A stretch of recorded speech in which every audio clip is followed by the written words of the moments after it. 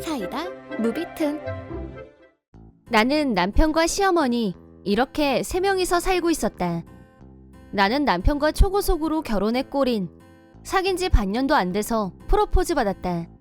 그때는 남편을 많이 좋아했기 때문에 나도 바로 대답했다. 결혼하기로 한 후 결혼식을 꼭 해야 한다는 생각이 없었기 때문에 혼인신고만 하기로 의견 일치를 보고 간단하게 끝냈다. 처음 같이 사는 거라 신혼집에 대해서 나름 기대에 부풀어 있었다. 남편이 자기가 살던 집에서 신혼을 시작하자고 했고 나는 설레는 마음으로 신혼집에 갔는데 신혼집에는 시어머니가 기다리고 있었다. 남편한테 시어머니가 왜 오셨냐고 물었더니 왜가 어디 있냐면서 결혼했으면 시부모님을 모시는 게 당연한 거 아니냐고 나한테 반문하는 바람에 멘붕이 왔다. 결혼 전에는 남편이 그런 비슷한 얘기도 나한테 한 적이 없었다. 상의도 없이 혼자서 결정한 점에 대해서 절대 동의할 수 없다고 반발했다.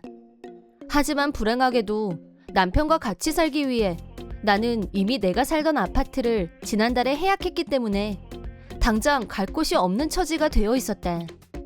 아직 타인에 가까운 시어머니와 신혼 초부터 같이 살아야 하다니. 그런 계획은 1도 없었고 첫날부터 멘붕. 이 어긋난 시작점은 지옥으로 가는 첫걸음이 되고 말았다. 시어머니와 동거로 시작한 신혼생활. 시어머니는 새벽 5시에 나를 깨웠다. 나는 그 시간에 일어나서 식구들 아침밥을 차려야 했다. 아침을 먹고 나면 청소, 빨래가 차례로 나를 기다리고 있었는데 내가 새벽부터 일어나 움직이는 동안 시어머니는 느긋하게 아침부터 텔레비전만 보고 있었다. 한 가지 더. 나는 원래 식기세척기를 사용하는 사람이었는데 시어머니는 식기세척기라니 그런 건 게으른 여자들이나 쓰는 거라면서 사용을 금지당했다. 덕분에 나는 3사람이 먹고 난 그릇을 손으로 직접 시간 들여 씻어야만 했다. 시어머니는 일부러 시집살이를 시키는 건지 나한테 이것저것 만들라고 해놓고 맛이 있느니 없느니 지적질을 열심히 하다가 자기가 만드는 게 낫겠다며 난리법석을 떨었다. 조미료며 그릇이란 그릇은 다 꺼내놓고 뒷정리는 나 몰라라. 설거지거리만 산더미같이 만들고 내 일만 더 늘렸다.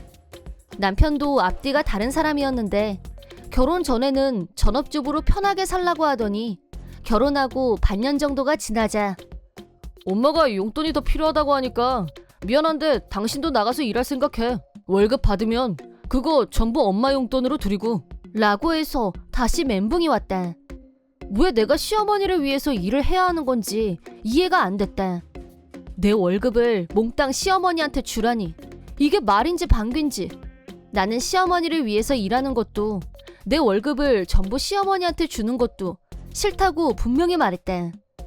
하지만 그 뒤로 집에 있는 내내 넌 왜 일을 안 하냐, 기생충이 따로 없다 등등 욕을 계속 먹다 보니 집에서 계속 이런 얘기를 듣고 있느니 차라리 밖으로 나가자. 시어머니와 종일 얼굴을 맞대고 있는 것보다 낫겠지 하는 심정으로 재취업을 하기로 했다. 하지만 월급을 통째로 갖다 바치는 건 너무 억울했다. 월급날이 됐을 때 일부분을 용돈으로 드리는 건 몰라도 전액을 달라고 하는 건 너무한 것 같다고 시어머니한테 말했더니 시어머니는 옆에 있던 청소 밀대로 나를 두들겨 패기 시작했다. 이게 어디서 따박따박 말대답이야? 내 아들이 너 같은 애랑 왜 결혼했을 것 같니? 라고 시어머니한테 면박을 들었다. 나는 시어머니한테 맞은 곳이 너무 아파서 거북이처럼 몸을 둥글게 말고 방어했다. 시어머니는 자기 분이 풀릴 때까지 청소 밀대로 나를 계속 두들겨 팼다. 이제 좀 정신이 드냐? 괜히 매벌지 말고 너는 시키는 대로 나가서 돈 벌어서 다 나한테 가져오면 돼. 알아들어? 라고 하더니 밖으로 나갔다. 시어머니한테 얻어맞은 육체적인 고통, 정신적 모욕. 그것 이상으로 남편이 나를 사랑해서 결혼한 게 아니라 시어머니 대신 밥, 청소, 온갖 자비를 다 시키는 것도 모자라서 시어머니 용돈까지 벌어오게 하는 게 목적이었나? 이게 무슨 결혼인가 싶고 정신이 아득해졌다. 이건 아니라는 생각에 처음엔 남편한테 제대로 따져야겠다고 생각했지만 남편하고 얘기한다고 해도 시어머니와 이대로 같이 산다는 건 불가능하다는 결론을 내렸고 이혼을 결심했다. 그 첫 단계로 시어머니에게 폭행당한 후 바로 병원에 가서 진단서를 끊었다. 그리고 그날 저녁 퇴근하고 들어온 남편한테 시어머니한테 맞아서 생긴 팔, 다리의 멍자국을 보여줬는데도 남편은 무반응, 무덤덤. 깨끗하게 마지막 마음 정리까지 끝냈다. 마지막으로 어느 타이밍에 이혼 얘기를 꺼낼지 고민 중이었는데 어느 날 남편이 엄마가 이 집에서 셋이 살기 좁다고 해서 넓은 데로 이사 가기로 했어. 너도 벌겠다. 어떻게 되겠지 뭐. 앞으로 지출이 더 늘어날 것 같으니까 넌 빨리 알바 한 개 더 구해. 라고 했다. 그러더니 남편은 이사하는 동안 시어머니와 둘이서 여행을 다녀오겠다면서 이사비 아껴서 여행 다녀올 테니까 이삿짐 센터는 절대 부르지 말고 나 혼자서 이삿짐 싸고 정리까지 다 하라고 했다. 무거운 가구며 전자제품은 어떻게 옮기냐고 했더니 친구들 불러서 시키면 되지 않냐고 했다.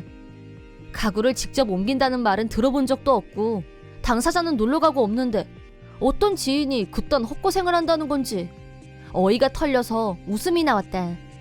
어차피 시키는 대로 할 생각은 눈꽃만큼도 없었기 때문에 웃으면서 시어머니와 남편을 배웅했고 회사의 개인 사정을 설명한 후 살림도구가 옵션으로 들어간 직원용 아파트를 배정받았다.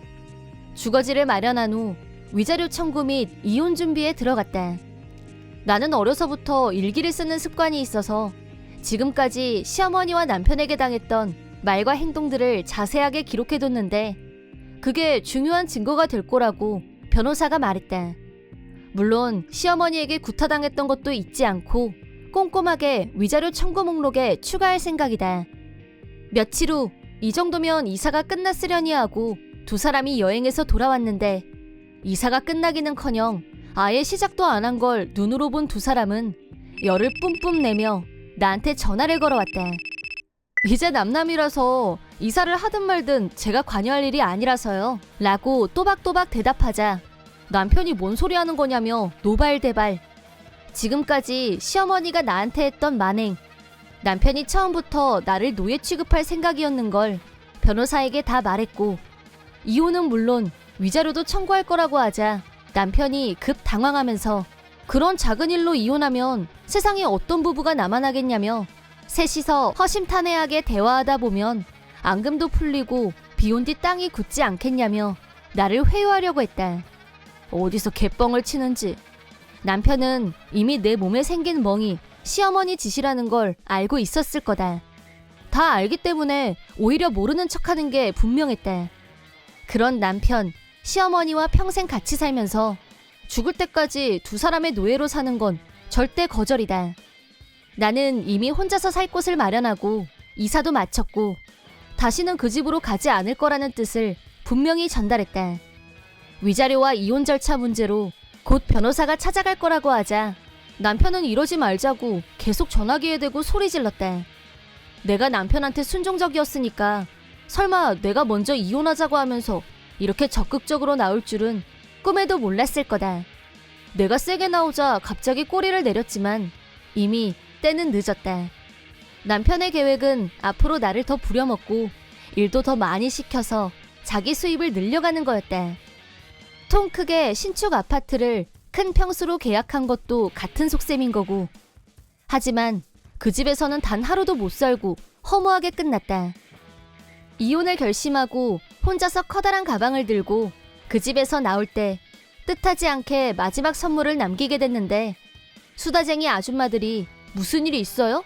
라고 물어보길래 울면서 시어머니한테 당한 일들과 증거로 멍자국도 보여주고 남편이 나한테 한 짓을 폭로하면서 이혼할 거라고 알려줬다. 수다쟁이 아줌마들 덕분에 며칠 사이에 온 동네에 소문이 쫙 퍼졌고 시어머니는 며느리한테 폭력을 휘두른 인간 말종 딱지와 함께 따가운 눈총을 한 몸에 받게 됐다. 남편은 불쌍한 아내를 외면하고 노예로 부려먹은 개차반으로 등극. 주변 사람들한테 개무시당하고 있다고 하는데 상상만 해도 너무 후련하다. 그동안 시어머니는 내가 일해서 번 내 월급을 자기 손에 쥐고 흥청망청 쓰면서 살았는데 내 월급 말고 자기 카드도 펑펑 쓰면서 카드 빚이 꽤 되는 모양이었다. 그런데 내가 남편과 이혼하면서 수입이 뚝 끊어지자 카드 빚을 메꾸지 못했고 남은 건 빚잔치뿐이었다. 사태가 심각해지자 남편은 한 번만 용서해줘. 엄마한테 다시는 너한테 손찌검하지 말라고 내가 단단히 교육시킬게. 내가 진짜 잘못했어.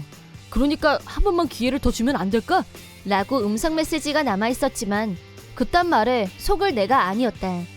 얼마 후 남편과 시어머니에게 합당한 금액의 위자료를 청구했다. 이혼하고 남편에 대한 소문은 회사에까지 알려지게 됐다는데 상사가 알게 된 후 회사에 적합한 인간이 아니라는 딱지가 붙고 말았다. 거의 해고 직전 수준으로 창고 관리실로 인사 발령을 받았다고 한다. 이유는 모르겠지만 그 부서로 발령되면 반년도 안 돼서 정신과 치료를 받다가 퇴사하는 사람이 많다고 전에 얼핏 들었던 기억이 있다. 이번엔 남편이 그렇게 될 차례인가? 라는 느낌적인 느낌. 그렇게 돼도 난 눈 하나 깜짝 안 할 거다.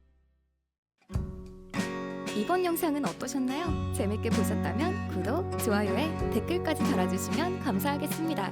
그럼 다음 영상에서 만나요.